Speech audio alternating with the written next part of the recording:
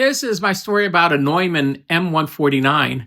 I used to have a demo M149 always in my office because when people would say that they never really heard a high-end microphone, I would say, here, borrow this, try it out for a week or so, and bring it back and tell me what you think. And it's a very high output, high-end, large diaphragm microphone. I mean, it may not be the best for everybody, but it gives you a sampling if you go to that next level, what kind of a microphone you're going to get into.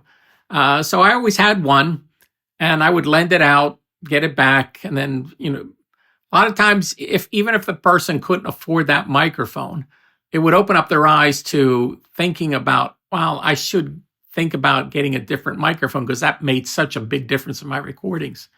So I remember I had lent it to Philly International Records, and they were using it on Patti LaBelle, and they really loved it down there.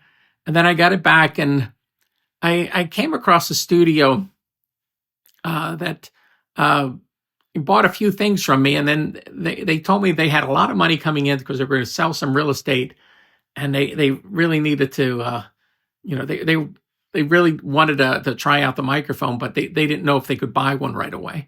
And I said, that's all right. Here, I'll give it to you. Take as long as you want.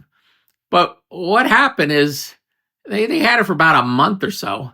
And then, I kept calling them and, seeing if they sold the real estate because that's what they were waiting for, to sell this real estate so they could have the money to buy it. And they said, they would buy it if that would go through. And they kept telling me, no, it didn't, nothing happened. Sorry, George. But can we keep the microphone for longer? And I said, yeah, that's fine. And the weird thing that happened is a client of mine got a job working at the studio as an engineer. And he called me up one day and he said, George, that gear that you gave him, because I had given him a lot more gear for them to try out. He says, they have no intentions of buying any of it. He says, they're just using it for free. They look at it as just a free rental, and they're just using it on everything. And they love it, but they're not going to buy it. And he says, that property they were supposed to sell, they sold that long time ago. And I was like, oh, boy.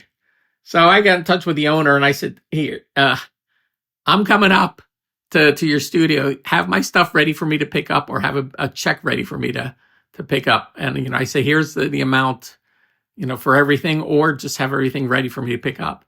And when I got up there, he had all the gear just waiting for me to just pick up.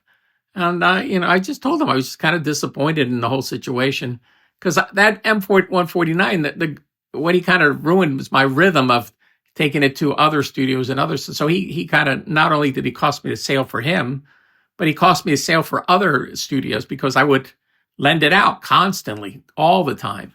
And he just kind of stopped everything. So it was a little disappointing, but you live and learn. And you just have to be a little bit more careful. But I'm a little more trusting, so I want to sleep at night. So I like to know that I've done all the right things that I could. But that's what happened with that M149. Great microphone, like I said, hot output. But when you get into those big microphones, it's really is a personal thing. So you have to try it on. I did have one client of mine did all the research on different microphones, and from his research, and he never tried any of them. He came to the conclusion that this one microphone was going to work for him. So he bought it. It wasn't for me. He bought a Lawson. And, I heard they were great microphones, but it was a direct sale. And he got it. And after he got it, he called me up. He says, it sounds horrible on my voice. I go, see, that's because it's different for each person on their voice. So he returned it, and then he was asking me about trying out microphones. I said, you got to really listen to them. So there's my story about the M149.